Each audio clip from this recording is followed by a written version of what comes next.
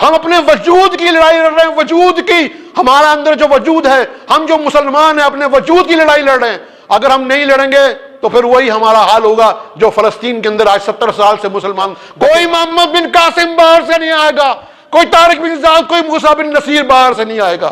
ہم کو خود اپنی لڑائی یہ دکانیں کام نہیں آئیں گی، نہ یہ بستر کام آئیں گے. تمہیں بتا دیا، خدا کی قسم تمہاری داڑیاں پکڑ کے یہ باہر کھینچیں گے تمہاری. اس سے تم کو یاد آئے گا کہ ہاں کوئی ایک آدمی تھا جو مسجد کے اندر کہتا تھا ہمیں، لیکن ہم نے اس کے اوپر عمل نہیں کیا. اب بھی وقت ہے، اب بھی وقت ہے کہ جاگ جاؤ. تمہاری مسجد باقی رہے گی، تمہارا مدرسہ باقی رہے گا، تم رہو گے تو یہ بریلوی دیوبندی ہے، اہل حدیث ہے. اگر تم ہی باقی نہیں رہے تو نہ یہ مسجدیں رہیں گی، نہ یہ مدرسے رہیں گے. تم آپس میں دستے دیا ہے. پیارے نبی صلی اللہ علیہ وسلم تنا تھے، تنا پورا کفر ایک طرف تھا، لیکن پھر بھی کہا لا الہ الا اللہ.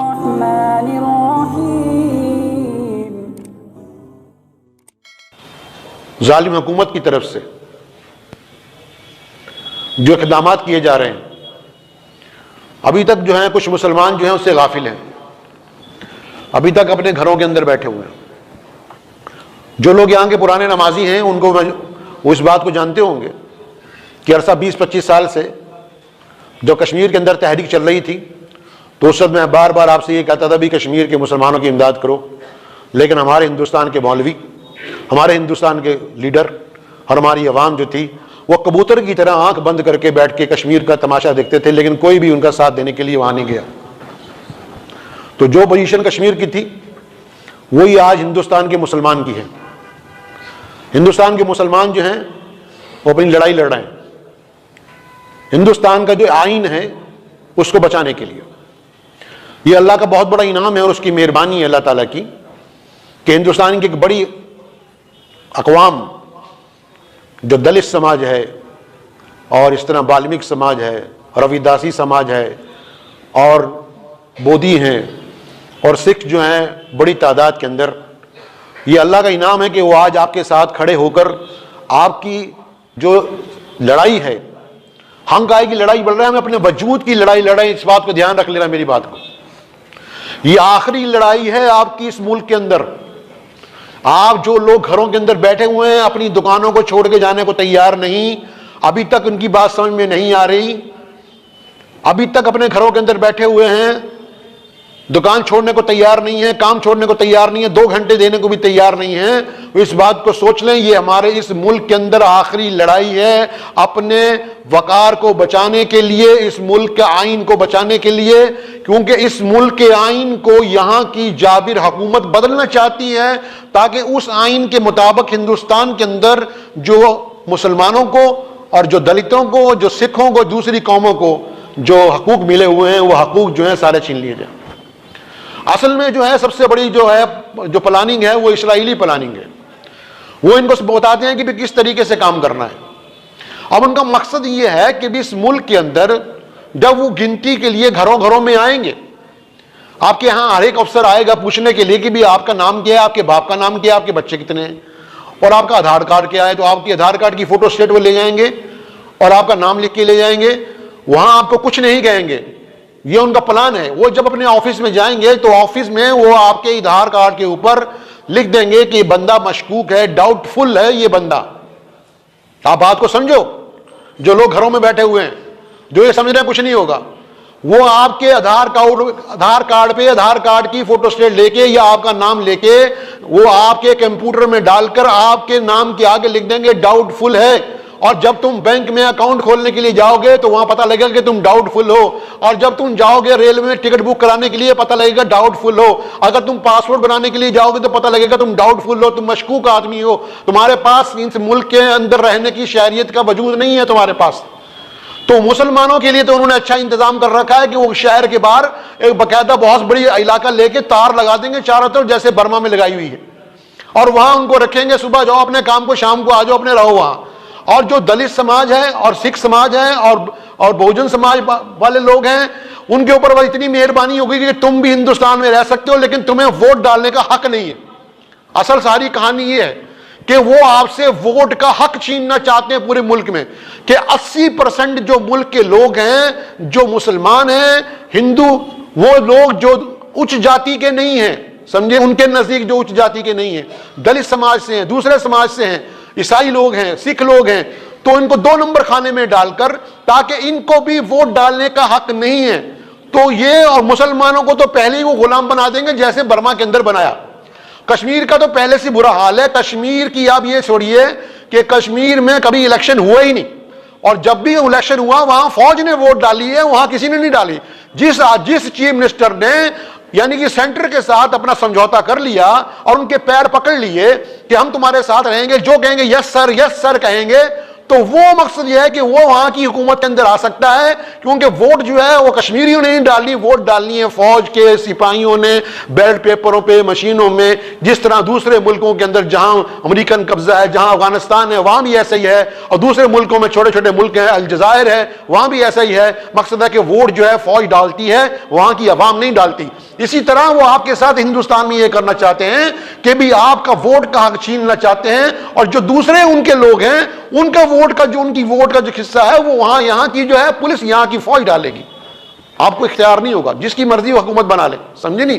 تو یہ جو ہماری لڑائی لڑ رہی ہے، میں کل دیکھ رہا تھا کہ وہ 2 لڑکی ہیں جن کو سپریم کورٹ کے 2 وکیل ملنے کے لیے شاہین باغ یعنی کہ دہلی میں گئے، وہ انکوائری کرنے کے لیے، بات کرنے کے لیے بھی آپ کیا چاہتے ہیں، تو اس میں ایک لڑکی کا نام فاطمہ تھا اور ایک کا نام کیا نام تھا جی؟ زینب۔ تو وہ 2 لڑکیوں نے 2 گھنٹے کے اندر جس طریقے سے کیس پیش کیا، یعنی کہ یہ اس کا کہ جو آپ قانون کالا لے کر آئے ہو، یہ کس سے کیا نقصان ہوگا، تو وہ اس 2 گھنٹے کی تقریر سننے کے بعد وہ جو وکیل تھے دونوں اس بات سے ایگری کیا انہوں نے کہ بھی آپ بالکل صحیح کہہ رہی ہیں۔ تو ان بچیوں کو پوچھا کہ تم کون ہو، بتایا کہ ایک اسکالر ہے، دوسری بھی بہت پڑھی لکھی لڑکی تھی، اور وہ لڑکیوں کی آنکھوں سے آنسو بھی جاری تھے، رو رہی تھیں، اور انہوں نے ایک بات کہا کہ ہم اتنے یعنی کہ 60 دن سے یہاں باہر سڑک کے اوپر بیٹھے ہیں، لیکن انہوں نے کوئی بھی کسی نے نہیں پوچھا۔ اگر انا ہزارے وہاں چلا جائے اور وہ وہاں جا کے بیٹھ جائے تو پوری سرکار اس کے آگے پیچھے گھومتی ہے، سمجھے نہیں؟ کہ جی پتہ نہیں کیا ہو جائے گا، انہوں نے روٹی نہیں کھائی، ان کو یہ سمجھا نہیں آیا، یہ نہیں آیا، وہ نہیں آیا، اور ایک وہاں مقصد یہ ہے کہ 2 مہینے سے گزر کے اور ایک بچی کا انتقال وہاں ہو گیا۔ اس ماں نے یہ بات کہی کہ ہم مکار کی اپنے ملک کو، آئین کو بچانے کے لیے لڑ رہے ہیں، ہم پیچھے نہیں ہٹیں گے۔ دوسرے دن اس کی ماں پھر اس کو دفنانے کے بعد وہاں آ گئی۔ اسی طرح کلکتے کے اندر ایک بوڑھی عورت 65 سال کی جو وہاں شاہین باغ کلکتے کا تھا وہاں بیٹھی ہوئی تھی، وہ اس کا انتقال ہو گیا۔ اس طرح بہت سی ایسی چیزیں ہیں جو اس ہندوستان کے اندر میڈیا نے چھپا رکھی ہیں۔ مقصد ہے کہ مسلمانوں کی اور ان لوگوں کی جو دلت ہیں اور دوسری سماج کے لوگ ہیں ان کے ساتھ اگر کوئی زیادتی ہو رہی ہے، ان کے ساتھ کوئی ظلم و تشدد ہو رہا ہے، تو اخبار نہیں چھاپنے کو تیار ہے، نہ میڈیا چھاپنے کو تیار ہے، کیونکہ سب میڈیا انہوں نے خریدا ہوا ہے، بکا ہوا ہے میڈیا۔ چند ہی لوگ ان میں بچے ہوئے ہیں جو صحیح بات کہتے ہیں، باقی کا بہت برا حال ہے۔ تو میں آپ کو یہ بار بار اس لیے میں بات کہہ رہا ہوں، میری بات کو سمجھے نہیں، میں تقریر اور بھی کوئی کر سکتا تھا، میں آپ کو صرف یہ بار بار اس لیے کہہ رہا ہوں کہ یہ ہم اپنے وجود کی، جو ہم وجود ہے ہمارا، ہم مسلمان ہیں، جو ہماری جو مسجدیں ہیں، ہمارے جو مدارس ہیں، ہم جو لوگ ہیں، یہ مسجدیں مدارس سب ویران کر دیں گے یہ لوگ اگر ہم نہیں لڑیں گے، ہم نہیں جائیں گے۔ ایک بات یاد رکھنا، پچھلے جمعے مولانا عثمان صاحب نے آپ سے کہا کہ وہاں شاہین باغ جو لدھیانے کا ہے، یہاں اپنا کیا نام ہے اس کا، دانا منڈی کے اندر بھی آپ لوگ وہاں پہنچے تو مشکل سے 10 آدمی یہاں سے گئے، بڑے افسوس کی بات ہے، سمجھے نہیں؟ اور یہ سوچ رہا کہ میرا کاروبار، میری بات کو سمجھے نہیں۔ میں نے وہ بریلوی دیوبندی کی ایک لڑائی ہو رہی تھی ایک جگہ، جو بحث کر رہے دیوبندی بریلوی کی، میں نے کہا اللہ کے بندو یہ بریلوی دیوبندی سب چھوڑ دو، یہاں تمہارا وجود باقی رہے گا تبھی بریلوی دیوبندی ہو گے، تمہاری مسجد باقی رہے گی، تمہارا مدرسہ باقی رہے گا، تم رہو گے تو یہ بریلوی دیوبندی ہے، اہل حدیث ہے۔ اگر تم ہی باقی نہیں رہے تو نہ یہ مسجدیں رہیں گی نہ یہ مدرسے رہیں گے، تم آپس میں دستے گریبان کرتے جا رہے ہو۔ جب ہلاکو خان نے بغداد پہ حملہ کیا تو وہاں ایک مجاہد آیا بھاگ کر، پہلے ابھی وہ کافی دور تھا، دیکھا کہ بغداد کی گلیوں میں اور سڑکوں پہ بحث ہو رہی ہے کس بات کی بھی رفع دین کرنا چاہیے کہ نہیں کرنا چاہیے۔ اس نے کہا اللہ کے بندو یہ بحث بعد میں ہو جائے گی، پہلے تم لڑنے کے لیے باہر تو آؤ، یہ دشمن جو ہے آپ کو ختم کر دے گا۔ لیکن مانے نہیں، آپس میں لڑنا شروع کر دیا۔ ہلاکوں کا آیا، ایک دن میں 20 لاکھ آدمی قتل کر دیے، 20 لاکھ۔ بغداد کی سڑکیں جو تھی خون سے بھری ہوئی تھی، اس کے گھوڑے جو تھے وہ خون سے لٹ پٹ تھے، مسلمانوں کی لاشیں پھینک دی کاٹ کے، مسلمانوں کی گردنیں اتار کر نیزوں پہ لگا کے آسمان کی بلندیوں کے انہوں نے مینار بنا دیا، اور وہاں کے استبل، جامع مسجد کو استبل بنا دیا، اور وہاں کا جو سب سے بڑا کتب خانہ تھا اس کو آگ لگا دی۔ میں نے یہی کہا تھا دیوبند والوں سے بھی، میں نے کہا تم جو بولنے کو تیار نہیں، یہ جو تمہارا دیوبند ہے اور یہ جو تمہاری دیوبند کے اندر لائبریری ہے، میں نے کہا یہ جب آئیں گے اندر گھس کے تمہاری یہ ساری لائبریری کو آگ لگا دیں گے، تمہاری داڑیاں پکڑ کے باہر کھینچیں گے، سمجھے نہیں؟ اس وقت تم کو یہ خیال آئے گا ہو ہم نے بات نہیں مانی تھی. اب بھی وقت ہے, میں آپ کو بار بار کہتا ہوں, اب بھی وقت ہے آپ کے پاس, سمجھے نہیں. یہ سوچ لو کہ ہر آدمی گھر میں اگر 4 آدمی ہیں تو 2 آدمی اس مہم کے اندر روزانہ جائیں. اگر تمہارے گھر میں 4 آدمی ہیں تو 2 آدمی مہم میں جائیں. اگر گھر میں 2-3 بہنیں ہیں تو ان کو بولو 2 بہنوں کو برقع پہنا کے لے جاؤ. لڑنا, ہم نے لڑائی لڑ رہے ہیں, ہم اپنے وجود کی لڑائی لڑ رہے ہیں, وجود کی, ہمارا اندر جو وجود ہے, ہم جو مسلمان ہیں اپنے وجود کی لڑائی لڑ رہے ہیں. اگر ہم نہیں لڑیں گے تو پھر وہی ہمارا حال ہوگا جو فلسطین کے اندر آج 70 سال سے مسلمان دھکے کھا رہے ہیں, جو کشمیر کے اندر, افغانستان کے اندر مسلمان دھکے کھا رہے ہیں, الجزائر کے اندر مسلمان دھکے کھا رہے ہیں, مصر کے اندر دیکھیے جہاں پوری طاقت کے ساتھ, یعنی کہ جمہوری طریقے سے, یعنی کہ جیسے امریکہ کہتا ہے جمہوری طریقے سے وہاں کے پوری اکثریت کے ساتھ وہاں ممبر پارلیمنٹ مسلمان جیت کر آئے, اور اس کے اندر 210 ممبر پارلیمنٹ ایسے تھے جو قرآن کے حافظ تھے, جو قرآن کے حافظ تھے, اور ان میں سے جو 200 ممبر پارلیمنٹ ایسے تھے جن کو حدیثیں منہ زبانی یاد تھی کئی 1000, سمجھے نہیں. اور وہ جو وہاں کا صدر تھا وہ متقی اور پرہیزگار تھا, لیکن کیونکہ امریکہ کو پسند نہیں آیا کہ یہ رستے کھول دے گا آپس میں, مسلمانوں کے آپس میں کاروبار شروع ہو جائے. لیبیا اور فلسطین کی سب دروازے انہوں نے کھول دیے تھے کہ آؤ جو مرضی جاؤ کاروبار کر کے جاؤ, لیکن ان کو برداشت نہیں ہوا, آخر اس کو وہاں سے مروایا اور اس کو ختم کر دیا. مقصد کہنے کا یہ ہے کہ وہ مقصد یہ ہے کہ اپنی وجود کی لڑائی لڑ رہے ہیں, آج بھی لڑ رہے ہیں, وہ آج بھی لڑ رہے ہیں. اور ہمارے پاس یہاں کچھ بھی نہیں ہے, ہمارے پاس تو کچھ بھی نہیں ہے. ہم لوگ جو ہے کم سے کم اپنی زبان سے تو کچھ کر سکتے ہیں, ہم اپنے ہاتھ سے نہیں کچھ کر رہے تو زبان سے تو کچھ کر سکتے ہیں. ہم کہہ تو سکتے ہیں کہ تم یہ غلط کام کر رہے ہو, یہ ملک جو ہے تمہارے باپ کی جاگیر نہیں ہے. ہم نے اس ملک کو آزاد کرانے کے لیے بڑی قربانی دی. مجھے یاد ہے کہ میرے تایا کو پکڑ کے, میرے بڑے تایا تھے مولوی خلیل الرحمان, وہ اس لیے ان کو پکڑا کہ سبھاش چندر بوس جب یہاں آیا نا لدھیانہ میں, سبھاش چندر بوس, ہم نے اس کو اپنے گھر میں چھپایا. 3 دن تک وہ ہمارے گھر میں رہا. یہاں سے اس کو میرے تایا بڑے اس کو چھوڑ کے آیا افغانستان, وہاں سے وہ جاپان چلا گیا. حکومت کو پتہ لگ گیا کہ مولانا صاحب کے جو بیٹے ہیں مولانا خلیل الرحمان, میرے دادا ان کے رئیس الاعرار مولانا عبدالرحمان لدھیانوی ان کا نام تھا, کہ یہ ان کے بیٹے ہیں, انہوں نے ایسا کر کے وہاں تک پہنچایا ان کو. تو شادی ہوئی تھی, شادی صرف صبح کو نکاح ہوا تھا, تھوڑی دیر کے بعد پولیس آ گئی, پکڑ کے لے گئی. میری جو تائی تھی, یعنی کہ میرے تایا کی جو بیوی بنی تھی, ابھی اس کو 2 گھنٹے ہی ہوئے تھے جب پولیس اندر آگے پکڑنے کے لیے.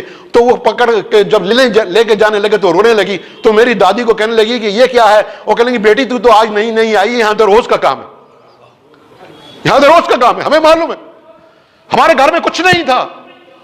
3 دفعہ ہمارے گھر کی کرکی کی انگریزوں نے, کوئی ایک سامان کپڑے تک اتروا کے لے جاتے تھے, کان کی بالیاں تک اٹھا کے لے جاتے, روٹی کھانے کو نہیں تھے, جتنی زمینیں تھی سب پہ قبضہ کر لیا تھا. کہا تھا کاغذ پہ سامنے کاغذ پڑا ہوتا تھا ہمارے دادا کے, کیا لکھو اس میں کہ میں انگریز سے معافی مانگتا ہوں. وہ کہیں گے میری موت آ جائے گی لیکن میں نہیں لکھوں گا انگریز سے معافی مانگتا ہوں.